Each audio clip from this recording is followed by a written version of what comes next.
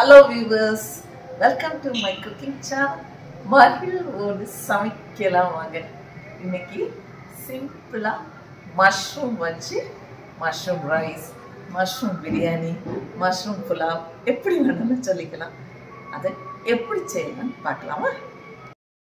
Mushroom biryani செய்ய தேவையான ingredients 300 gram mushroom காளான். அது சின்ன காளானை அப்படி முழுசாவே போட்டிருக்கேன். கொஞ்சம் பெருசா இருக்கிறத கட் பண்ணி வச்சிருக்கேன். 2 ஆனியன் கட் பண்ணியிருக்கேன். 2 பெரிய தக்காளி பழம் அதை மிக்சியில் அடித்து எடுத்துருக்கிறேன். புதினா அண்ட் மல்லி இலை ஒவ்வொரு கைப்பிடி அளவு.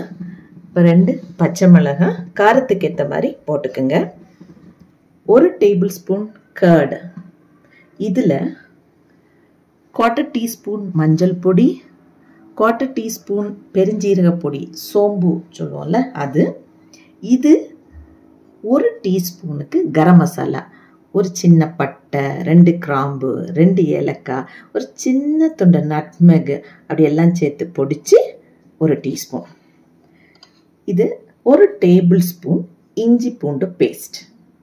அது தவிர 1/4 டீஸ்பூனுக்கு முழு பெருஞ்சீரகம், முழு சோம்பு. இனி இதில் 1 cup of basmati rice ½ an hour ஊற வச்சுருக்கேன். நல்லா வாஷ் பண்ணி ஊற வச்சுக்கோங்க.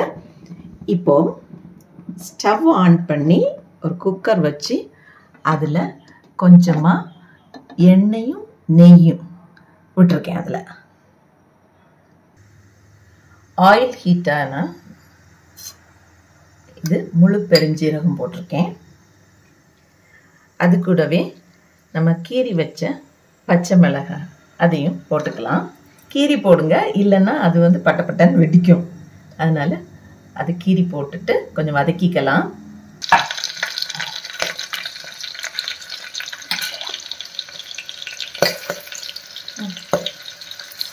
இந்த கீரி போட்ட பிறகு பட்டப்பட்டன்னு சவுண்டு கேட்க பாருங்க. இது கூடவே இந்த கட் பண்ணி வச்ச ஆனியன் ஆட் பண்ணிக்கலாம். ஆனியன் நல்லா வதக்கிக்குவோம்.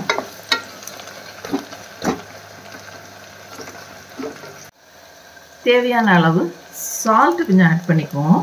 அப்போ ஆனியன் கொஞ்சம் குயிக்காக ஃப்ரை ஆகும்.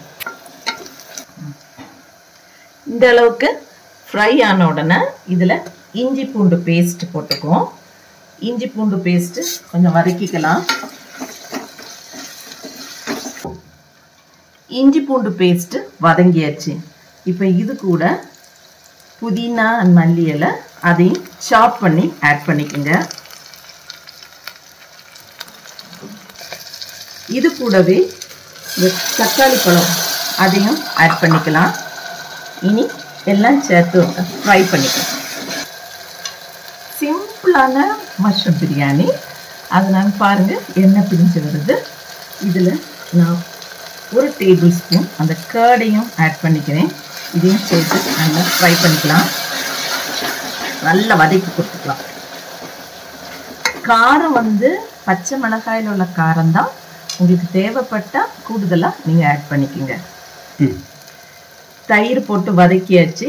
இந்த எண்ணெய் எல்லாம் வெளியில் வருது பாருங்கள். இப்போ நம்ம எடுத்து வச்ச பிரியாணி மசாலா, சோம்பு, மஞ்சள் பொடி இவ்வளோத்தையும் ஆட் பண்ணியிருக்கிறேன். ஒரு தடவை வதக்கி கொடுத்துக்கலாம். இது கூடவே நம்ம எல்லா மஷ்ரூமையும் ஆட் பண்ணிக்குவோம்.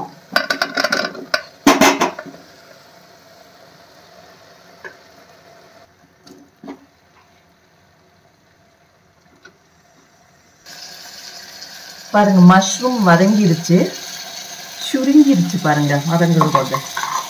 ஸோ இப்போ தேவையான அளவு வாட்டர், 1 கப்புக்கு 1½ கப் வாட்டர் ஆட் பண்ணுங்க.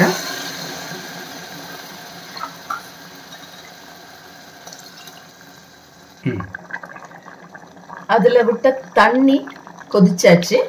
இப்போ எடுத்து வச்ச 1 கப் ரைஸ் 250 ml கப்புக்கு தான் அளந்திருக்கிறேன். இதை ஆட் பண்ணிக்கலாம்.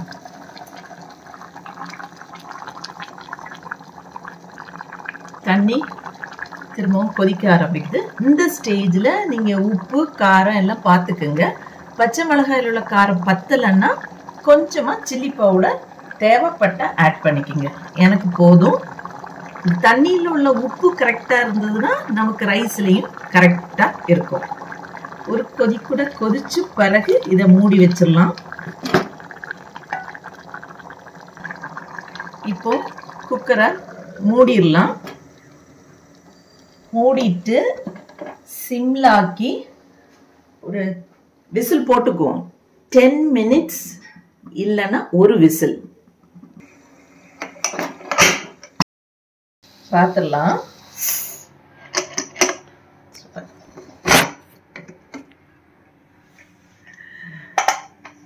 ஸ்டீம் போன பிறகு எடுத்து பாருங்க.